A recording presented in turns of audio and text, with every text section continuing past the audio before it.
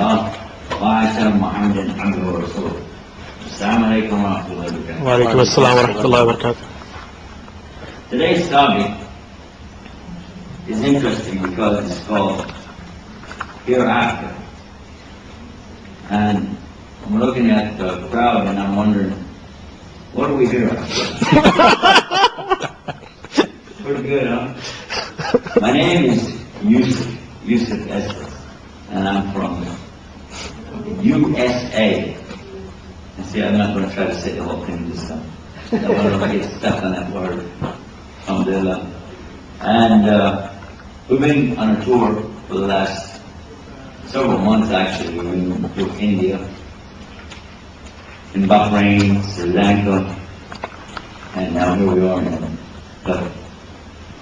And alhamdulillah, we just started Ramadan. That was a great experience last night to get started with that, because we had some people who entered Islam over there. That was nice. And speaking of that, it looks like, I guess everybody here is Muslim, right?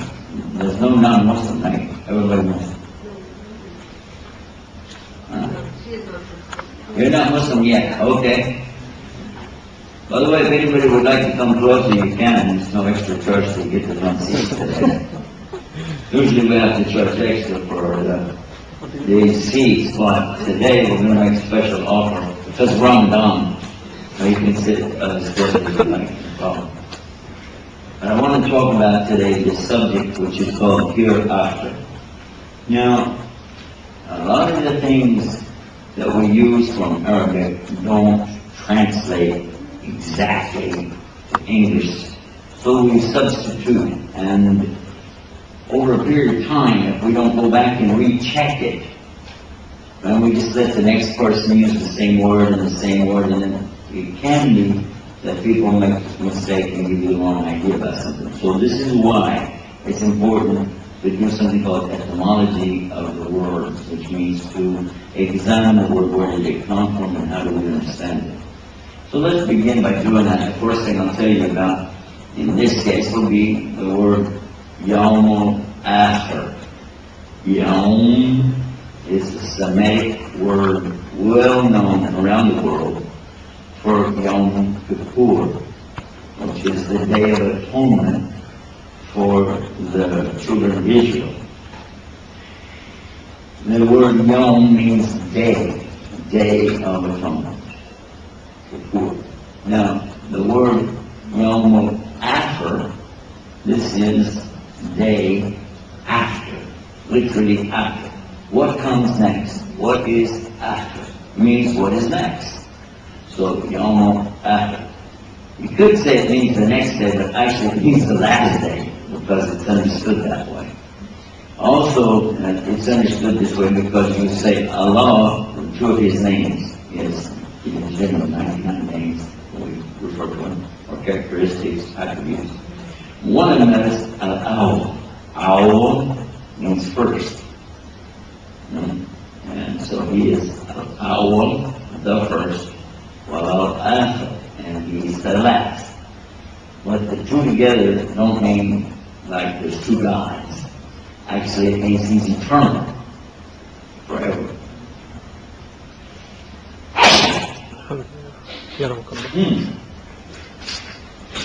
Must be learning to new stuff. There's a lot of new stuff around here. Alhamdulillah.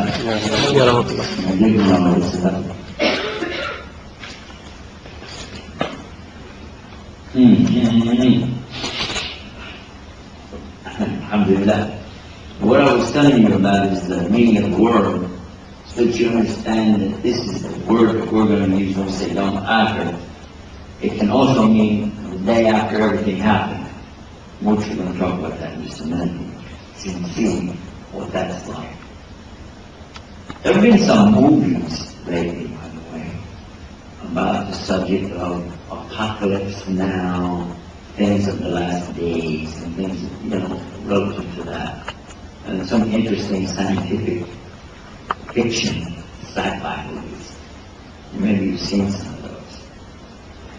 But what I want to refer to really is going to be based on the teachings from a religious point of view, from the Hebrew religion, which is Judaism, the Christian religion, and then Islam. In the Old Testament, or the Torah, you will find references to things that are going to happen way in the future. There's the book of Daniel, and it has some predictions in there about some events that are going to take place. There's the book of Isaiah, also has some predictions. And then they're presented in the form of analogies. So what happens is, if you read these analogies as stories, you have to kind of read in exactly what was the meaning of it. Now, Allah subhanahu wa ta'ala gives this in the Quran as well, these comparisons that He offers, method, and He gives something like it, so you can think about it. In regard to the New Testament, there are several implications toward the end of the first gospel, which is the Gospel of Matthew. But there's a particular book at the very end of the Bible, the end of the Christian Bible, called the Book of Revelation. In the Book of Revelation, it is full of these kinds of comparisons that you can go back now and read the others and see how it looks like they were related stories, and you can get possibly a little bit more, I won't say you get more meaning, but you'll get more excited at least about these kinds of predictions.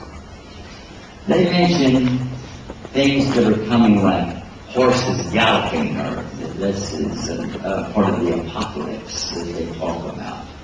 There are references there of angels coming down. There's references to great turbulence going on in the earth, a great, in Arabic called fitness, a trial or calamities. This is what it's referring to.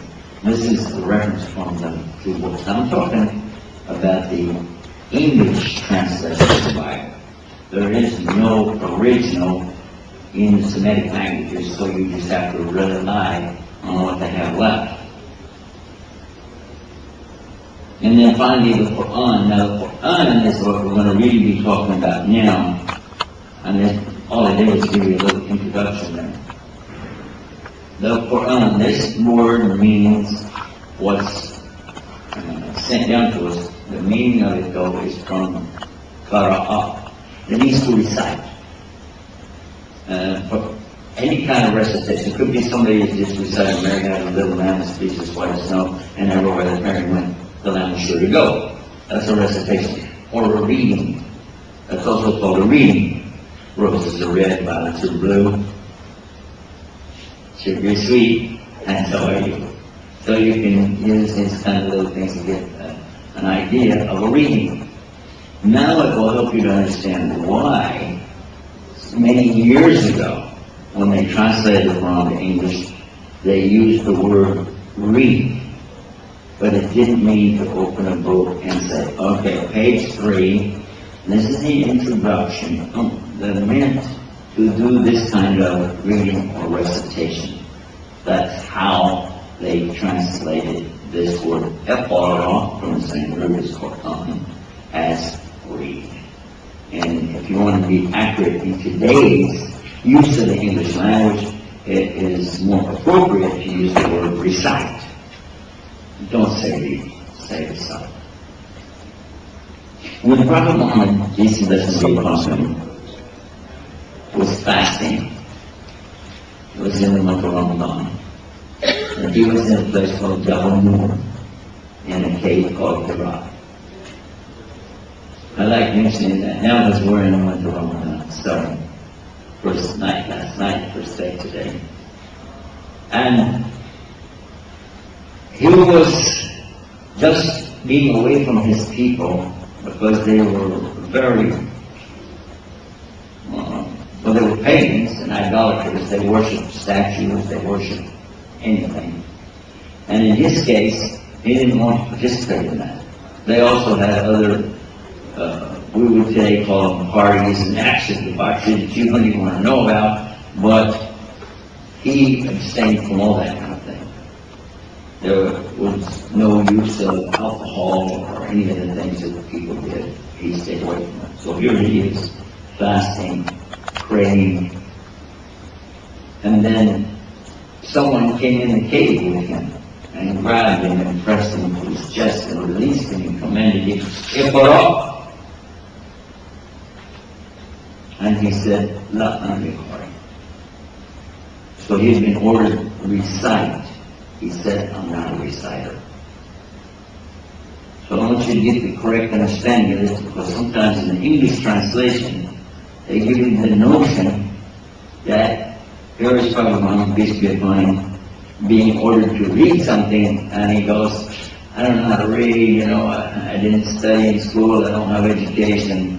And then some of the parents even today in some countries use that as an excuse to tell their children they have to go get a university degree because the angel told them to Quran. But this is not actually true. That doesn't really work. There are other reasons why we need to be educated, and it's in Islam, yes, but don't use this and twist that around, because it's very beautiful to understand. It's the same angel, the angel Gabriel, that came to him. It's the same angel who also came to Mary. It's the same angel who came to the prophets before. For instance, in the Old Testament book of Genesis, it talks about Abraham, alayhi salam, and the angel comes to them. And all of this we can relate to real easily and understand that it's one message coming from the same God in a continuum. That's not going to be something new that Prophet Muhammad is coming up with. It's not, it's actually the same thing. And the main message is always the same, which is worship God alone without any partners. It's a very simple, clear message. But that, of course, is the topic of another program. But I want to touch on these things so you can see the relevance of what we're going to talk about with the hereafter. Another word I like to break down when I'm talking about this is the word Allah. Because very often what happens when we're talking to someone, they say, "Well, that's your God. It's not my God." And even if you tell them this is the God of Abraham, the God of Moses, the God of Jesus, peace upon all of them, they'll say, "No, I don't believe you. I don't accept that." In fact, there are some who are going around the universities today trying to make some kind of name for themselves by just claiming these very clear proofs that we have. And either they don't have the proper knowledge or they just don't really care. Because it's very, very obvious for anyone who would just take a few minutes on one of our websites to get the proper understanding exactly who is Allah. I'm going to give you the address for it, though, so you'll know. God, Allah. Put those two words together, put a dot and a comma after that, you got it. GodAllah.com. Take some time and read about it, because it'll really help you to understand as a Muslim what you believe, also as a non-Muslim, so you can comprehend better what it is that Muslims are talking about. The word Allah comes from a root in Arabic, which does have the meaning of God, G-O-D, Ilah. Ilah is God. But it can be made plural, Allah. You can say Al-Ilah, and that means the God. But the word Allah does not mean the God. This is often another mistranslation we get from our Arab brothers and sisters. They say, Allah just means the God. But I just told you, Al-Ilah means the God. In fact, Allah is the name of the creator, sustainer of the universe, the one who takes care of us every day, the one who originated everything in the beginning, and the one who will end it all, and then we'll find out about their topic, the hereafter. He's going to be in charge of all of it. To give the references so that you can check the information I'm offering you right now, I I recommend that you obtain the Bible in Arabic, called Kitab al-Muqaddas, the Holy Bible, in Arabic. Open the first page to Genesis, and in Arabic you'll find the word Allah, Ali, Lam Lam Ha, 17 times on page 1.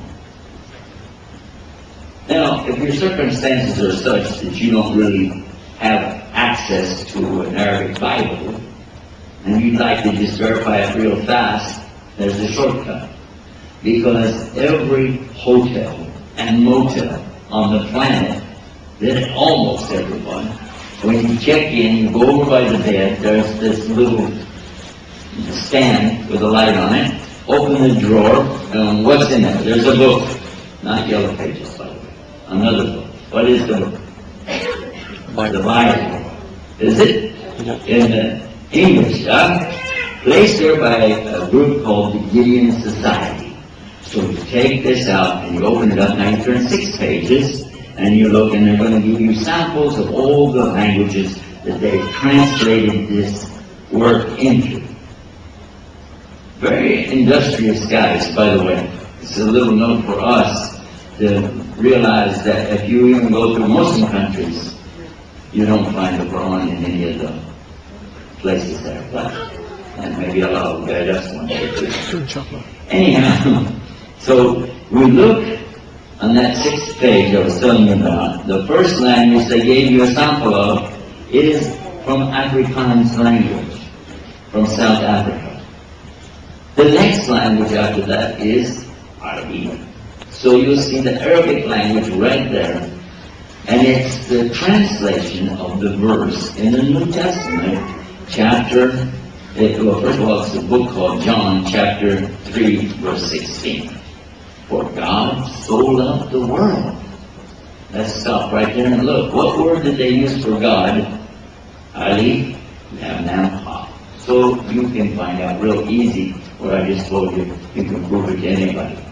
If it's not Allah, then why did they use that in 50 million Bibles all over the planet?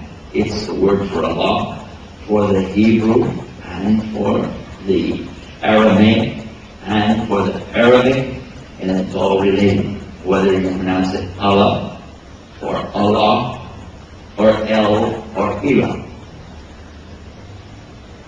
But the name itself, Allah, actually is His name, and it is the only God that's not like anything else. Now, we know that from reading the Quran, but you can know it from the etymology of the word as well. Because in the Arabic language, to make a word plural, you don't put s after it. You know, like toy, bike. So if you said Ilah, you say Alihah. See how there's this Alif comes in, opens up the word a little bit and give you this. Like masjid, a place to pray. Masajid, places to pray. Got it? And this word though, Allah, you can't make it plural. There's no way to change it to make it more than one. You can't. Another interesting thing is, it's not gender, it's not male, and it's not female. Now, when you read the translation, you get confused because you see so many times in Quran where it says Nahnu, which means we. Or when Allah talks about creating, He says Khalaqna, which means we created. But when you see the English we, our, and us throughout Quran, it's not plural. And you're going, huh? Why? Because it's the royal we. When the king or the queen says, we decree the following decree that on such and such a date, when they do that, they say we, but there's only one person on the throne, because it's royal. So our, we, this is a big shot, okay? And Allah is bigger than anybody. So, the other one they'll say is, okay, yeah, but how come you find the word huwa in the Quran when it refers to Allah. If there's no gender for the word Allah, then why does it say huwa, which means he in Arabic? Why doesn't it say he, which is she? Or just it? Well, actually, that's not right either, because there's no respect given if you do that. So Allah uses His name, Allah, and when He says we, our, us, and when He says he or him, referring to Himself, it is not from gender, and it's not from a multiplicity of garments, but rather it is out of respect, honor, dignity, and the royalness of His Majesty. Oh. And I said that, you hardly ever hear me say it like that, because actually they don't think of it that way. But if you think Allah is the only King, He's the only God, so therefore He has the right to the highest distinction. Now that we got that out of the way, Islam, always break this word down. Islam doesn't mean peace. You don't say Islam means peace, because the word in Arabic for peace is what? Salam. People greet you, they say, Salam alaikum, yeah? You've heard Muslims say that, right? Salam alaikum. They don't say, Islam alaikum, do they? Well, duh. No. So Islam doesn't mean peace. However, there is peace in the word. But you need to know the other 4 English words that this represents in order to get the right understanding and perception of this word. First, let's go to the root. Again, that's not you like to go to the root. The root is seen and mean is sum. And from there we have aslama. Aslama is the verb or action that we talk about when we act as people following Islam. The actions and so on associated with it. This comes from a verb, aslama, and when you refer to it as the religion, then you refer to it as Islam. Got it? Now, what does it mean? Surrender, submission, obedience, sincerity. And you already know this word, I already told you. What is it? Peace. Exactly. You follow right along good. Now, if somebody surrenders, I put them in the right order too, by the way. If you surrender, that means you give up. But then, to submit means you're going to enter into an agreement. And it's not just a giving up. The giving up is just like throwing up your hands. It doesn't mean anything, except you're not going to fight. But then when you submit, this is to enter into some kind of agreement or offer something. Like when somebody tells you to submit your work, we'd like to inspect it. That requires you to do something. Submit. The next word that we have here is obey. Because you've agreed to some terms, now you're going to obey what you said you would do, and then it brings you logically to the 4th word, which is sincere. You're going to do it from your heart sincerely, not just joking around. And you can test yourself on this subject rather easily, actually. If you find yourself in a situation, for instance, you're driving along the road, and you look as far as you can see, it's like desert everywhere, and the road is straight as it can be, then all of a sudden you see a traffic light, and it's red. Now, if your mind tells you, oh, that's just an old broken traffic light, it must be, because why would it be red? You know, and it's out here in the middle of nowhere, and I'm not going to stop because I'm doing 80 miles an hour, and I don't want to waste my gas starting all over. There's nobody coming. Who cares? And you go right by. Well, if you did that, that means you're not sincere. Because when you accepted the agreement of getting the driver's license in the first place, you're supposed to obey the rules. And in the rules it says, if you see a red light, you stop. So, you don't ask why somebody put the red light there, do you? You don't just blow through it, and then when the policeman pull you over, say, okay, now I'm going to ask why. It doesn't work like that. And it also doesn't make very good sense either, does it? So, in the same way, that's how it's understood in the word Islam, that you will surrender, and you're surrendering what? Your free choice. Because all of us have free choice all the time. You can make any choice you want. But, in this case, you're asking Allah, you make the choice. I'll give it to you. Totally. Because look at the words that come after that. Surrender the choice, enter into the agreement, obey the commandments of Allah, and do it for His sake, whether anybody's watching or not. And then, when the result comes, now here's where the peace comes.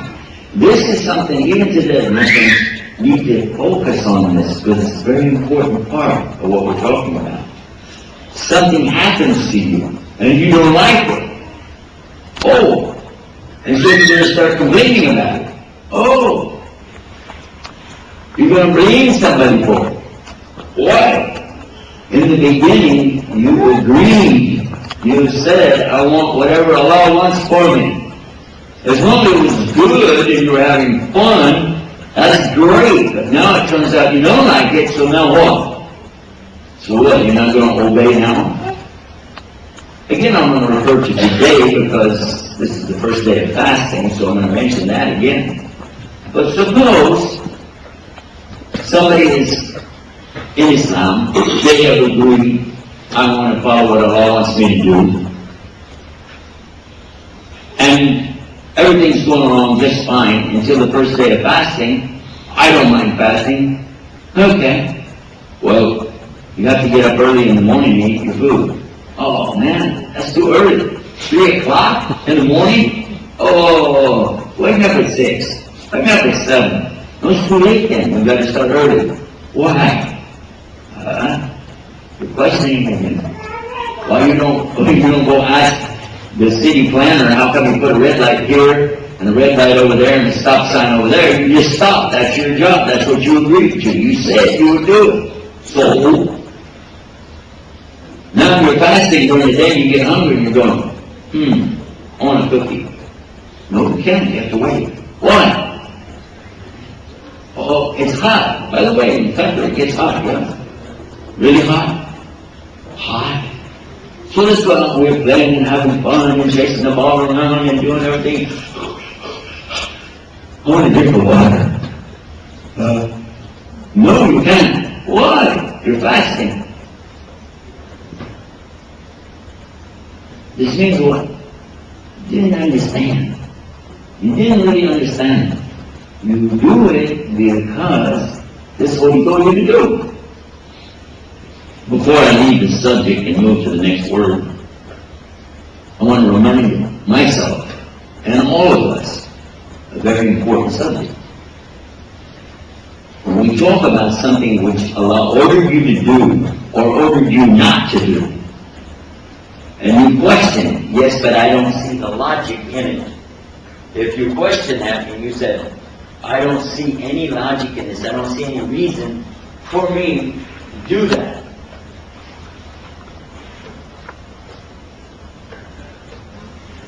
Then what? Is that more good? You have to turn it on. Okay.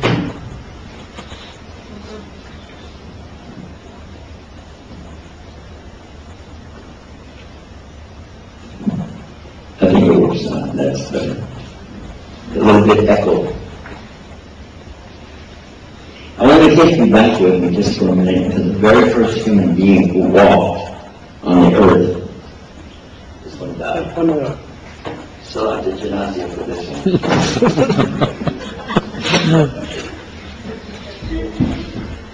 Or catch. Is that good enough? Oh, well this is working. Oh, so this is the one that's not working. Oh, that's great. I get to work. This is the guy that gave up, huh? Any more, if they give me any more wires, microphones, and I can become an FBI agent. It's back, isn't it? So I want to take you back and I want to think about Adam. Adam, peace be upon him, I said, he was ordered by God not to eat the fruit from a tree. Is that true? Adam was ordered, don't eat the fruit from this tree. Right? How come nobody says why about that? What was wrong with the fruit? Was it poison? I don't know. Is it a tree that maybe God was saving for somebody else? That's not what we know. No, it was the test, wasn't it? It was the test. Adam was being tested. Do not eat the fruit from the tree. Did he eat it? Yeah, he did. Everybody knows he ate it. His wife, Eve, Hawa, she was ordered, don't eat the fruit from the tree. Did she eat it? Yep. Oh, yes, he did. Now, this is a command not to do something. Okay. What about a command when Allah tells you to do something? Iblis is ordered, that's the devil, right? Yeah, Lucifer, the devil. He is ordered, bow down, because of the creation of Adam. Bow down. Did he obey? No. He refused to obey. Iblis did not obey Allah. He refused. So you see an example of two things. One, the order, do it. And the other order, don't do it. Those are two orders, yes? Some things Allah tells you, do it. And some things He says, don't do it. Both of them are important. If you're following the commandments of Allah, and you're accepting what is the result, then you are doing Islam. And that's the word we're explaining. What is a Muslim? In Arabic language, whoever does Islam is a Muslim. Whoever gives the call to the prayer, Allahu Akbar, Allahu Akbar, like this. I hope they do it better than I did. Then they become the Mu'adhan, because they gave the Adhan, Mu'adhan. Can you say Mu'adhan? Mu'adhan. Very good. Now, what if somebody is doing Salah? Or we stand and we pray and do all this stuff, yeah? This is Salah. So if somebody does this, he's a Musalli. Can you say Musalli? Musalli. Very good. Now, if somebody travels, this is called Safar. Safar. And the word in English, safari, like when you go in the jungle and hunt for lions and tigers, okay, that's a safari. And it comes from the Arabic word, safar. And if anybody is doing it, we call them a Musafir. Can you say Musafir? And sometimes when I travel, I suffer.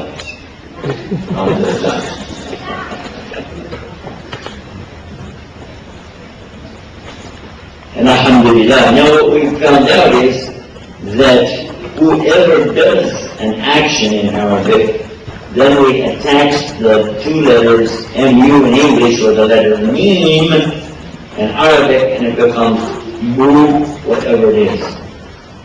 Like what? Can you think of another one? What's another one? If somebody has Iman, they become Mu'min. Mu'min from Iman, right? That's very good.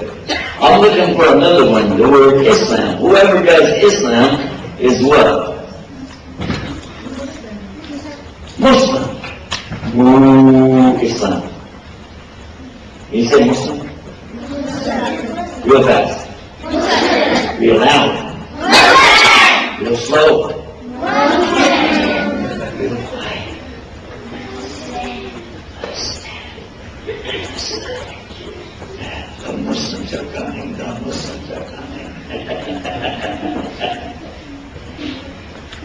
Who is a Muslim?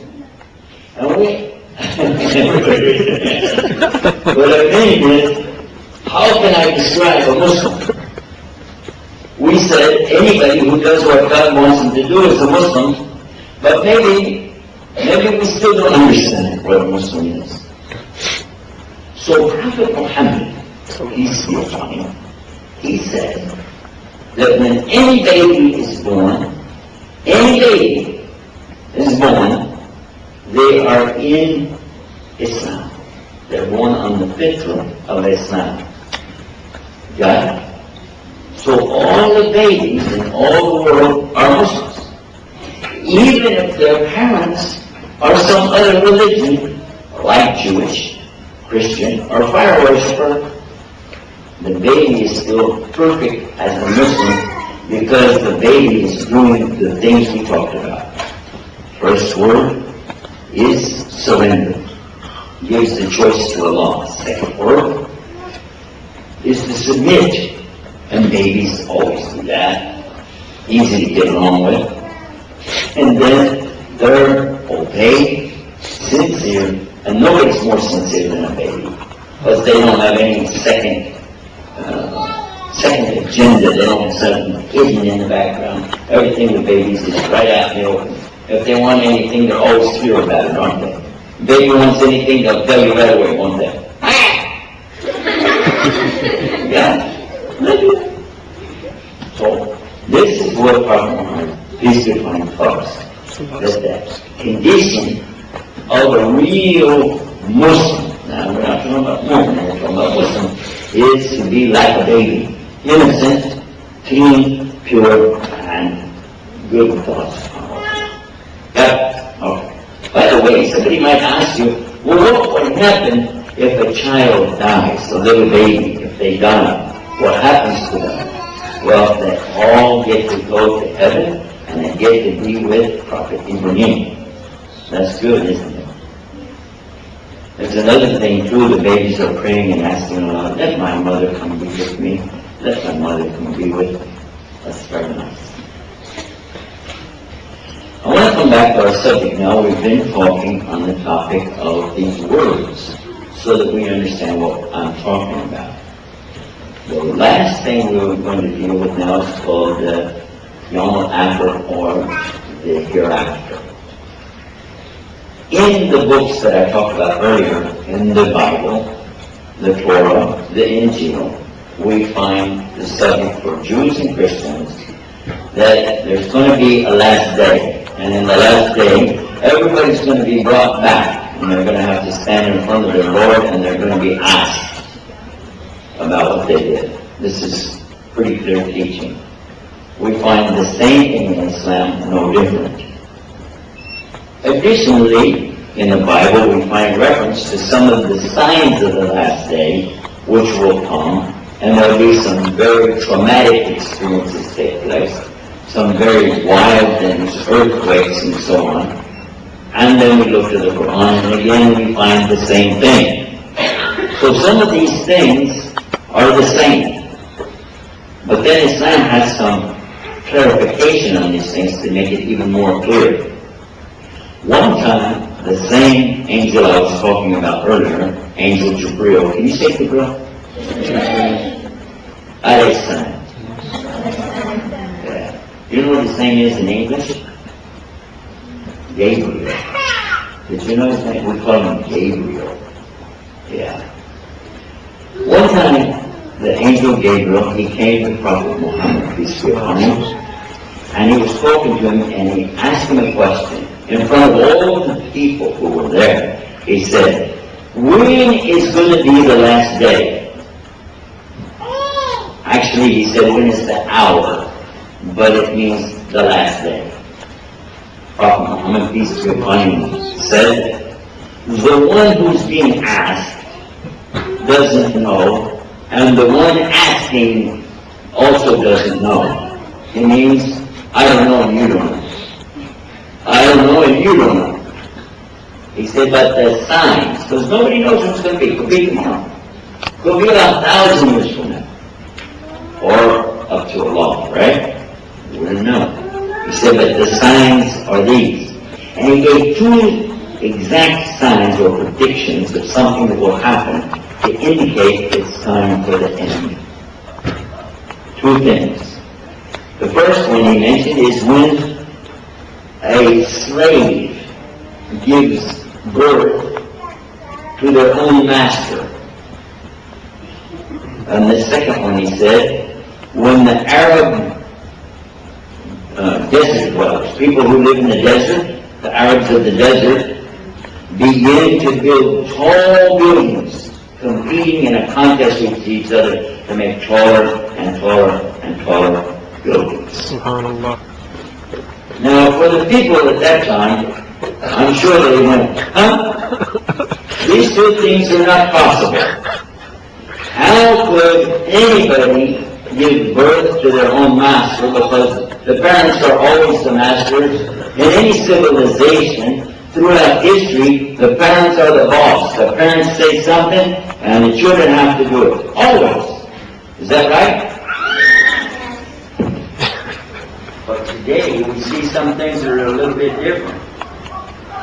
Like microphones that don't work.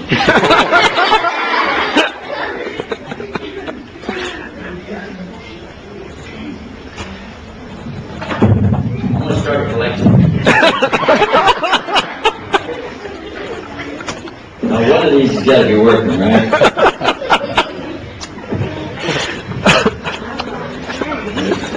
We should paint these different colors and make it look like I'm holding some flowers. There. That's a nice one.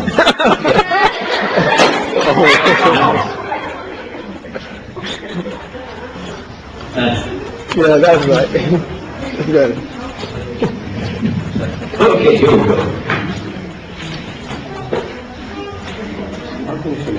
No, that's okay. I feel more comfortable with this. It doesn't need batteries.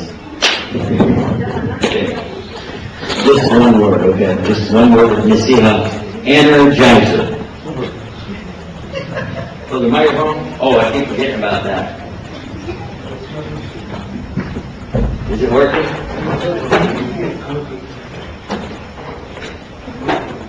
Where's it? Which one is for the... This is the one for the camera? Come on, go get your own.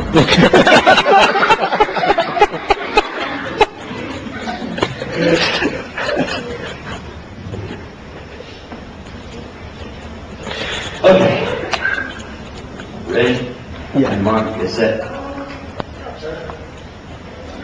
Waiting for the red light.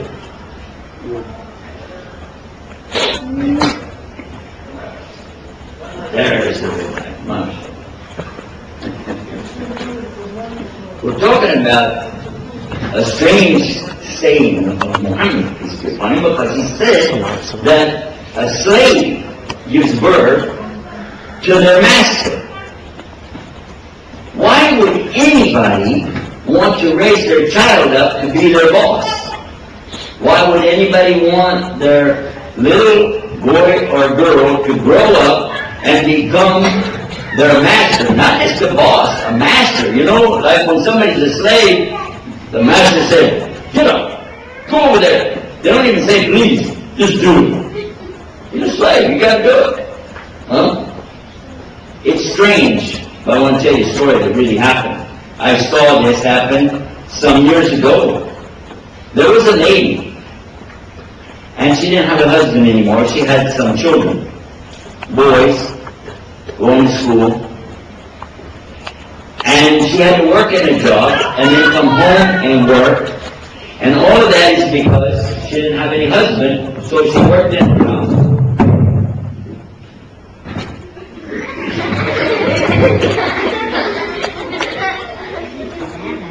That's the real idea. This is showbiz.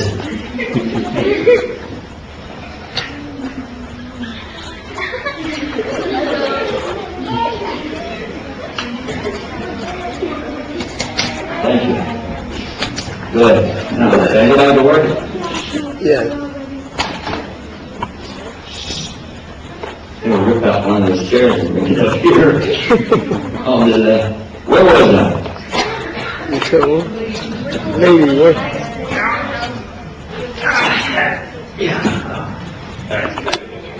You guys get to sit down so right. Okay, where was I?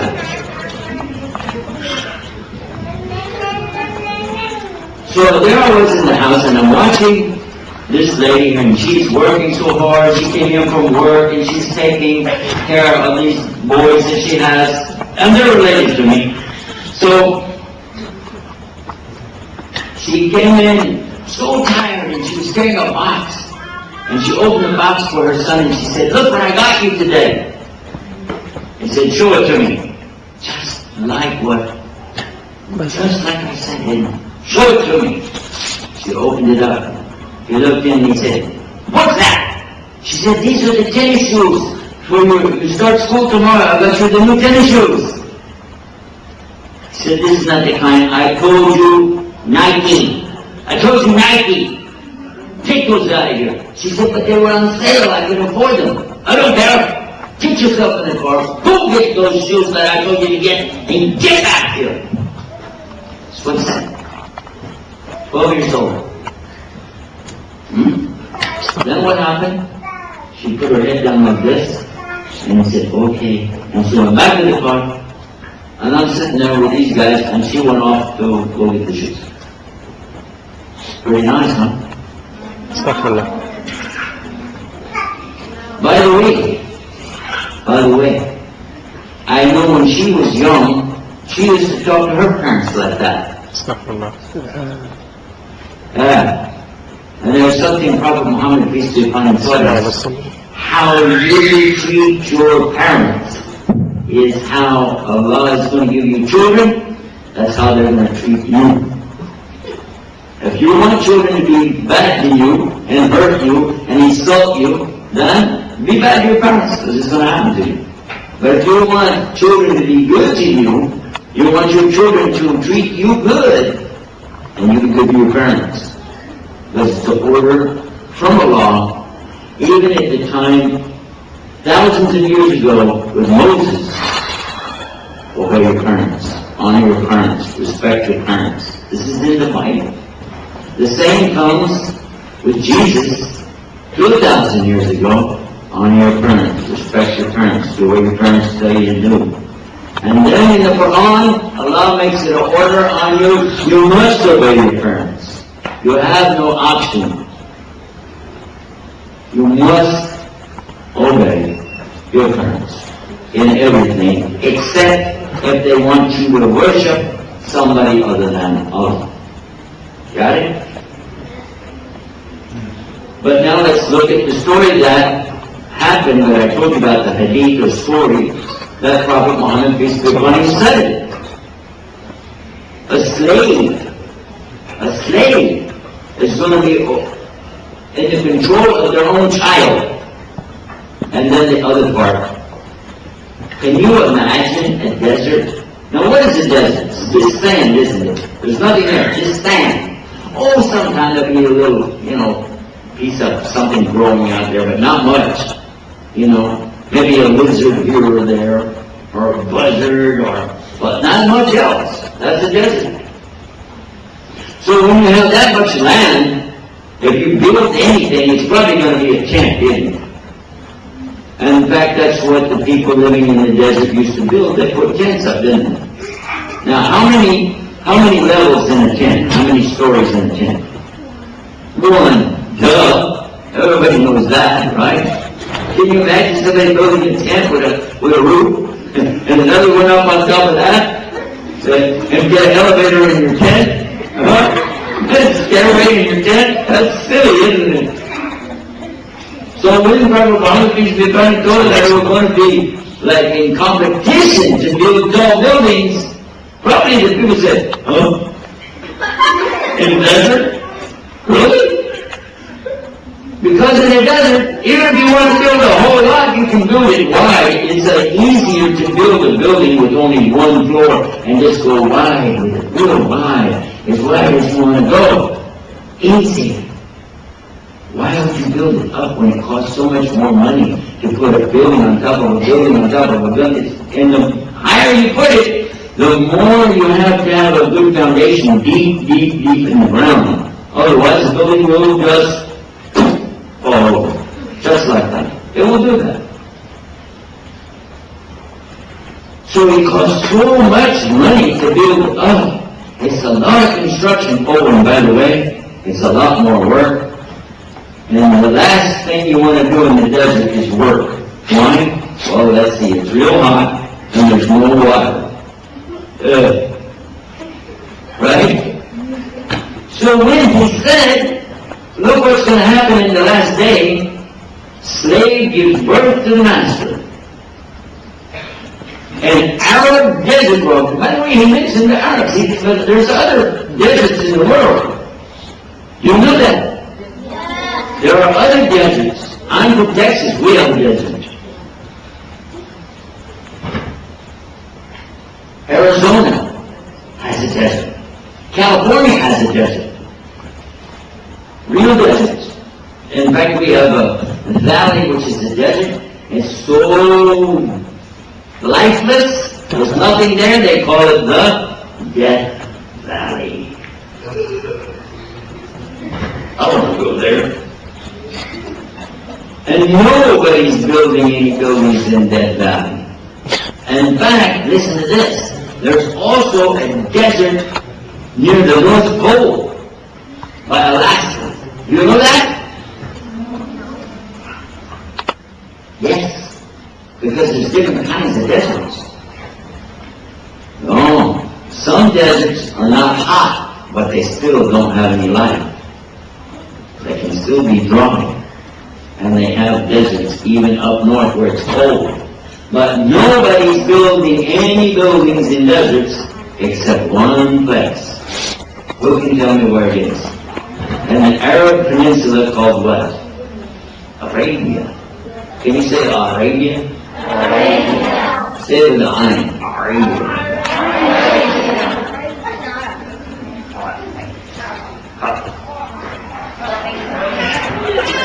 By the way, I didn't think that we had this letter in English. And the regular English alphabet doesn't have the letter I like that. It doesn't have it. But I was surprised I could say I like this, just like natural. Then I realized Texas has extra letters. I'm from Texas. We have extra letters. Yeah. Like for instance, when somebody tells you, go do this, go do that. You say, I ain't going to do it. I ain't going to do it. That's what happened. So this is where we get the from. But then your mother comes in and she says, the other letter, Ra. We also have that one. Oh yeah, you're going to do it.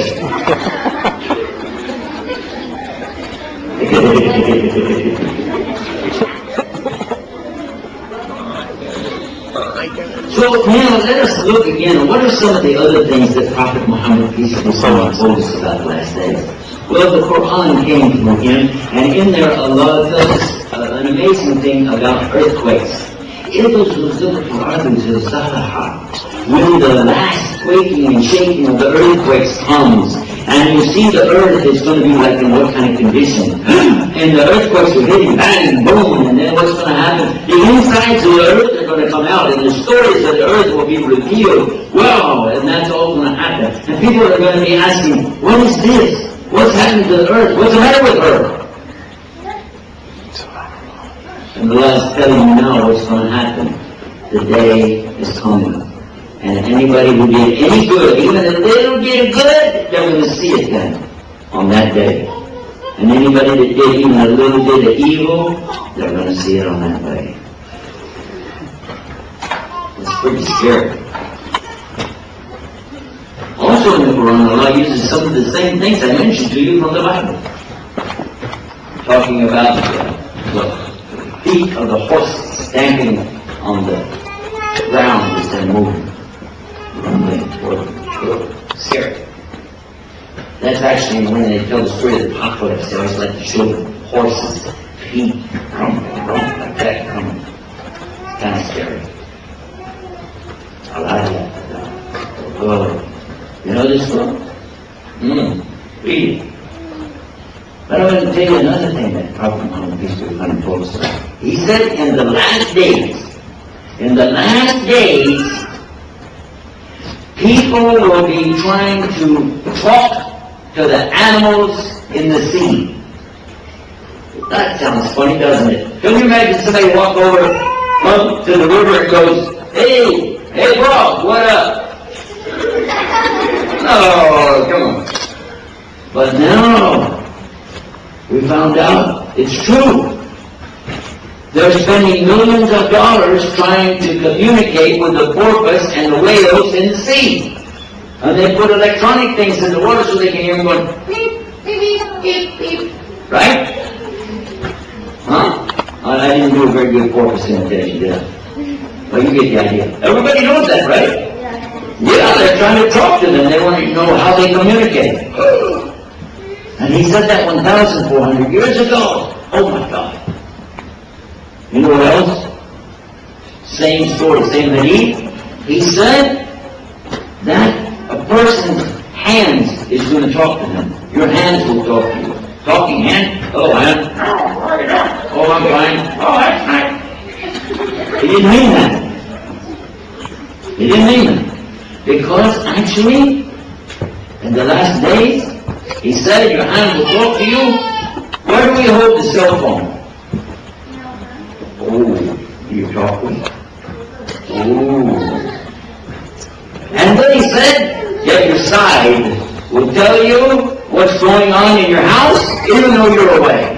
Even though you're far away, but your side will tell you what's in your house. How? Did you know there's a pager you can put on your belt that has a display and it tells you what's going on in your house?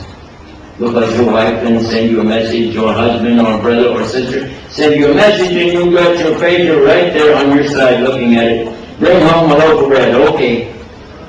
We don't have enough bread. Bring home bread. Right? But that's for boys. Girls don't use that for theirs, do they? No. They put their pager in their purse. Right? And where does the girl carry her purse? Right by her side. Up. So, what we can understand from this is, could be it's getting closer and closer and closer all the time this last day. But when it comes, what's going to happen? One of the things that's going to happen, you're going to see some amazing things. We mentioned the earthquakes, yeah? Mountains will fall down, things like that. And there will be a big fire that you can see from far, far away, an unbelievable distance, yet they'll still be able to see the fire. That's another one you see. Another one. He talked about somebody who will have one eye, and he will tell people he's God. He will say he's the Lord. And he will do some magic or something like miracles, and they'll say, oh, look, who is this? Who is this? And people will believe him. A lot of people will believe him. Who is he? Ad-Dajjal. The liar. The liar. You're right. That's exactly right. And in English, they call him what? Do you know? You never heard about it? No. They call him, the exact thing in Arabic is Al-Masih al-Dajjal. This means the false Christ, or as they call him in English, Antichrist. The Antichrist. And he will come, people will think he's God, they'll do what he says, and he'll say, look, here's the Jannah, here's the paradise, jump in. And they will think it's paradise and they will jump in. But what will it be? Hellfire. Hellfire. They'll go to hell. The other people, he's going to show them the fire. He'll say, look, there's the fire. And if they jump in there, they'll find out it's what? Jannah, paradise. He will deceive everybody who comes around him except the real believers. And he told us, stay away when he comes. Stay away, get up in the hills, get far away when this guy comes, because he will deceive many people. He will trick them. And I don't need to go to hell, do you? I don't think so. Okay. So, another interesting thing mentioned by Prophet Muhammad, peace be upon him, about this, that one man he will come up to him, strong believer, and he'll say, "You are Dajjal. You are the false Christ. You are the Dajjal." He's going to say that to him. Then the Dajjal, he's going to order them to grab this guy. They're going to throw him down. They're going to cut him in half. They're going to take a huge saw and just zzz right through him, cut him in half.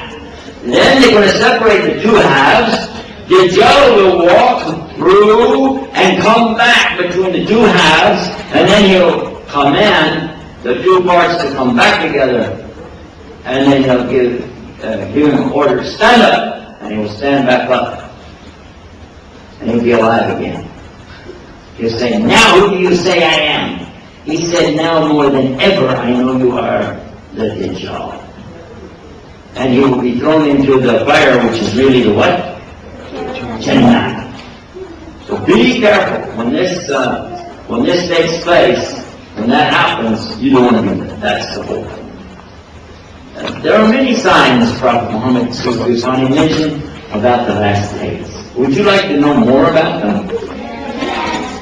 Would you like to know more stories like this? Yes. Would you like to have some pictures to go with it? Yes. Guess what? If you're real good, maybe your parents or your teacher will let you use the internet to go to our website where you can find out lots of stuff like that. Lots and lots of stuff. But we're putting up some new stuff for children right now, and I'm going to tell you about one of them. It's called World Preschool. WorldPreschool.com. And all that's there now is just a couple of games. Have you ever heard of Mr. Potato Head? Yeah? We have Mr. Carrot Head. And Miss Cabbage Head. Yeah, we got all the vegetables up there, and some fruit too. You can find a pear over there. And just have some fun and use the internet. You can move around, change their faces, and put the eyes and nose, everything on them. That's over there. And soon we'll be having some things about the other information I'm talking about today. Also, there's another website. It's called islamweb.net, islam-web.net. And then go to the kids section over there, and you'll find lots of stuff in Arabic language. Anybody know Arabic? Raise your hand if you know Arabic. Oh, everybody knows Arabic. Almost everybody. Okay, so be sure and check out that. It's the kids section on that website. And then I can give you a list of a bunch of them. There's Chat Islam, Watch Islam, Hear Islam. We've got God, Allah. We mentioned that one earlier.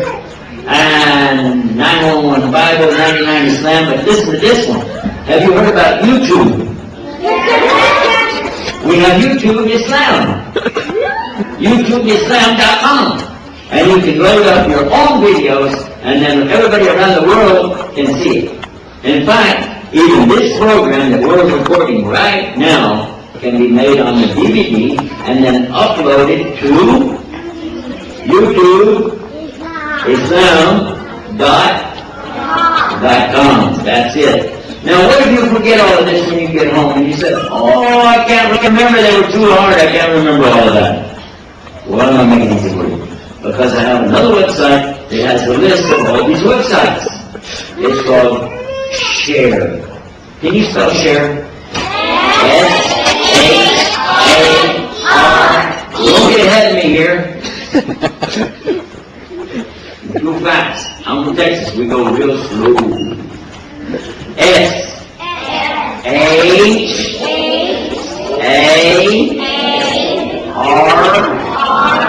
No. You gotta say it like this. R. There you go. E. That's it. ShareIslam.com. Got it?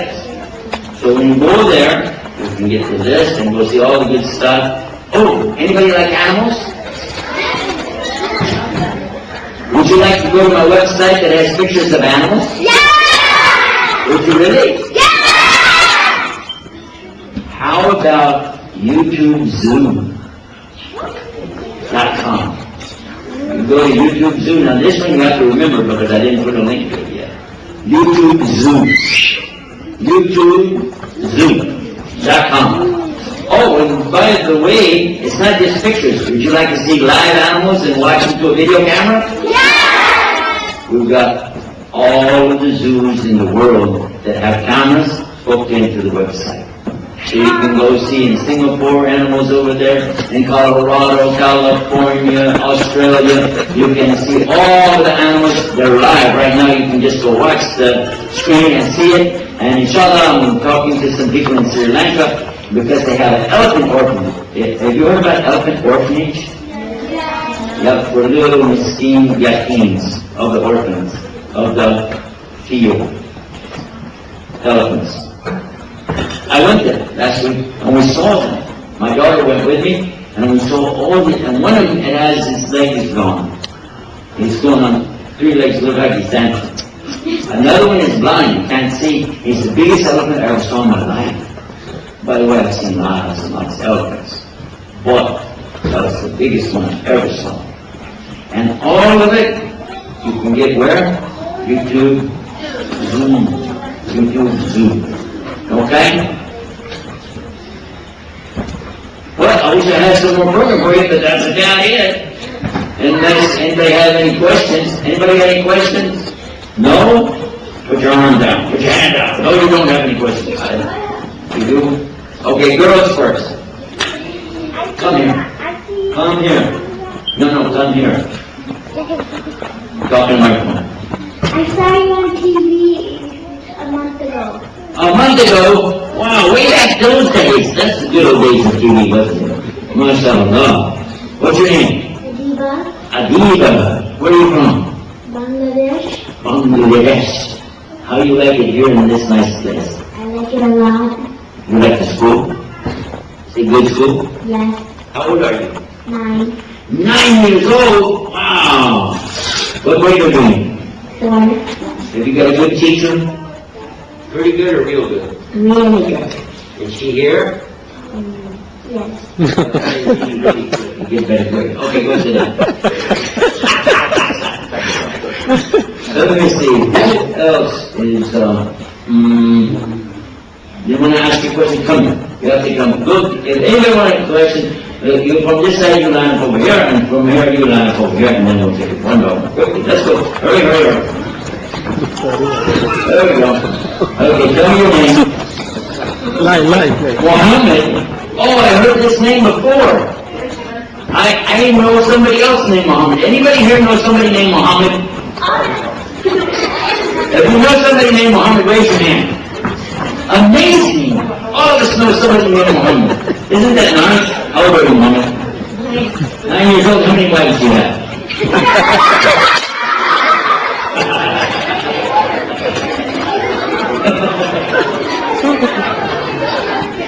Okay, what grade are you in? Grade 4. 4th grade? Oh, wow. Who's your teacher? She's Marissa. Yeah, is she a good teacher? Yeah. Is she here? Yeah. You don't have to say the truth, then. When you say the truth, won't you? Is it okay?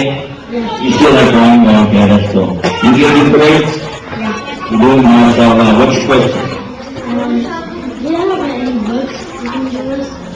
You want to give you a book? If you go to the internet, you can print out all of our stuff in book form. It's too hard for me to carry all the books to the airport for you, you know what I mean? So put it on the internet, print it out, make it like a DVD, what they call PDF files, and then put it on the DVD. Got me? Nice to meet you. Hold on one second. Nice to meet you, man. This is Muhammad, by the way. MashaAllah. MashaAllah. Everybody knows him. 9 years old, no wives yet, working on it. What's your name? And how old are you? 10 years old? MashaAllah. What grade are you? 4th grade? Oh, very good. You get good grades? No wrong. Yes. MashaAllah. You have a question? Yes. Okay, good. You want to share with us? Yes. Okay, do it. Are you Muslim? Am I a Muslim? I hope so. Good question. Go sit down. Next. What's your name? What? Ibrahim. How old are you, Ibrahim? 10 years old? Oh, okay. What grade you in? Good grade? Yes. Real good grade? Straight A? Not quite? You have a question? What's the question? When did you learn Islam? When did I learn Islam? I'm still learning today, right this minute. I'm learning more all the time. But I started learning about 16 years ago. Yeah, so I'm 6 years ahead of you. Nice to meet you, man. This is Ibrahim. Ibrahim, right here. He says, oh, MashaAllah. Who's your teacher? Is he a good teacher? Is he here right now? In the room? Yeah, he's really a good guy, right? Okay. Well, you keep working on that. School grades, get them all the way up to straight A's, okay? 25. Sorry. See you later. Okay, next. What's your name? Khalid. Khalid bin Walid, mashallah. Nice to see you, man. Okay, how old are you? 9 years. 9 years old? You going to school here, or just hanging out? No, school. You're going to school, okay. What kind of car do you have? Mitsubishi. Mitsubishi, my kind of guy. Is it red? No. Blue? Okay, well, that's okay. We'll do it with red today. Okay. You got a question for us? Yes. What's your name? What's my name? Oh, my name is Puddin Kane. Ask me again, I'll tell you the same. Give me 5. My name is Yusuf. Can you say Yusuf? Yusuf. That's pretty good. My wife still says Yusuf. I don't know. Assalamu alaikum. What's your name? Sarah. What? Sarah. Sarah. Oh, this is very famous. You know, Sarah is married to Ibrahim, right? Sarah? Yeah? Is it? You're not married to Ibrahim, it's just here. She is. Okay, how old are you? 9. 9 years old. What grade? they could call What it grade? for the kids. Ah, that's nice. It seems like I left you in 4th grade. Is anybody here in the 4th grade? Raise your hand. Even this guy? This guy's in 4th grade, mashallah? Mashallah. Kind of hairy, you know, for 4th grade. Okay. You got a question? You ready? Okay, look at the camera and ask the question.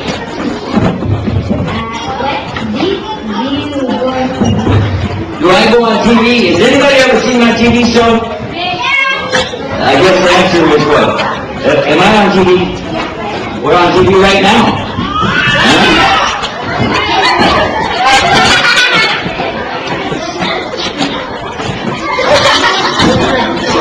I'm surrounded. Peace TV. If you know Peace TV? You saw Peace TV? Look at the camera. Look at there. See the camera. Look at the camera. Look at the camera. And say, Jinnah!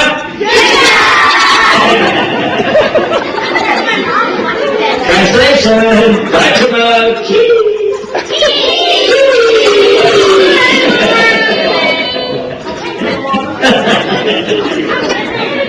Okay, real quick.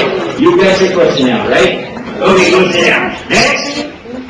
Wait a minute. How old are you? 9. What's your name?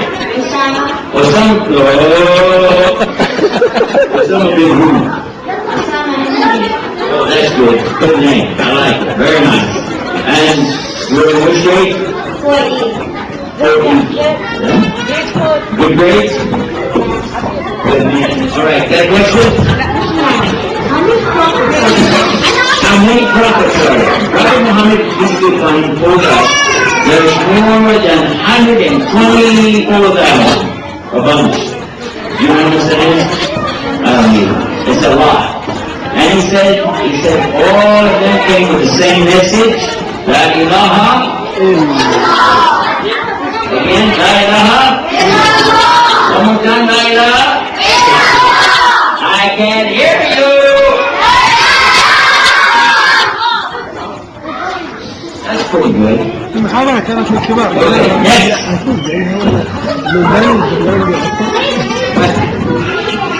No question starts out with who, what, where, how, or why. Dr. Zelina. From Canada?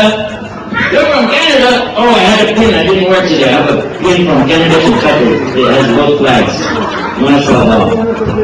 Okay, what's the question? No, it's a question. We'll think about it. She's waiting for you. Come back when you know. All right. What's your name? Farah? Farah. F-A-R-R-A-H. F-A-R-A-H. Okay. Very nice. How old are you? 9 years old. Let me guess. You are in the 4th grade. Yes or no? I did it! I did it! Oh my God! Oh, I'm on a roll. All right, let me guess. And you're a girl. Oh boy! Man, I'm good. I'm good. All right. And you got a question? I did it again. Thank you very much. Go sit down. How old are you? How old am I?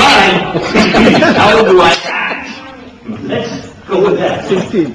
Well, you said you're 9. Okay, actually I am 9. Well, that. The combination of my numbers together makes 9. 72. So either I'm 81, 72, 63, 54, 45, 36. Which one do you think? 81, thank you. Okay. Sign? No, I got my hands full right now. What's your name? Nabil? MashaAllah. Let me guess, you're in 4th grade? I did it. I did it. I'm good. And you're a boy? I did it again. And you're 9 years old? Oh my God. Ah. Let me guess your question. My question is, how did you get to be so funny? Well, let me tell you, it's a long story. You just got to sit down. Wait a minute, what's your question? I signed it for my Later. Inshallah. Much later. Later. Exactly like that. Nice to meet you. Assalamu alaikum. First the Taliban. Barakallah feek. Hayyakallah. Okay, what's your name? When? Razan? 4th grade? Girl? Yes. Not married. Good! Alright, what's your question? How many years have you been a Christian? How many years was I a Christian? Well, if I tell you that, then you'll be able to figure everything else, because I said I was 16 years now as a Muslim, so if you said how many years as a Christian, of course I could throw you off a little bit and say, 10. Yeah, well, maybe I was a Hindu and Buddhist in between too. You forgot to ask me that. A lot. Go read the story. Use Estes.com, the whole thing. What's your name? Hassan. That's very nice. Are you in 4th grade? Are you 9 years old? Not married? And you're a boy? And you don't have a car yet? You do have a car? No, you. You don't have your own car yet. You don't have any wheels, right? Skateboard things, huh? Okay, what's your question? What channel are you on TV? What time am I going to be on TV? Tonight. What channel? Okay, when you go to shareislam.com, there's one of the drop downs menus, it says video and TV. You go watch it. You can watch anytime, 24 hours a day. Free. Go. Next. What's your name? Firas? Firas. How do you spell it? F-E-R-A-S. I'm glad I know that.